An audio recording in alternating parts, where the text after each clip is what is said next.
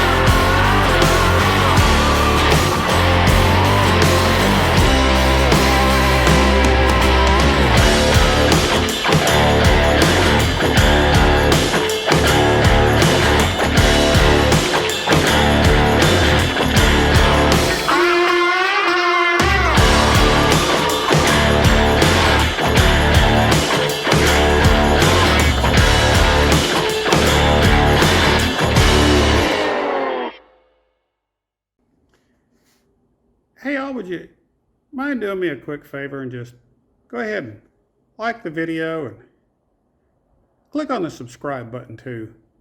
That way anytime you pop into YouTube and look around, if we put up something new, you'll see it in your list and you can look at it and see if it's something of interest. Thanks. Okay then folks, let's take a look at what we're doing. So I have carefully removed the rotted portion.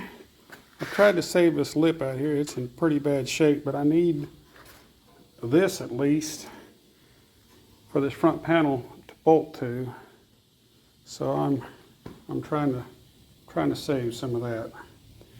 I figure what I'm going to do is I'm going to cut the floor and trim fit it, and then at some point we're going to bolt this front panel in to make sure everything's back in line where it belongs. So there she is. You can see the old piece of pipe there. You can see my plated box and my new piece of pipe there for the bed bolt to go through so it doesn't just crush metal work. This is all spot welded along these beams, and I was trying real carefully to save the bed support beam itself and break these spot welds.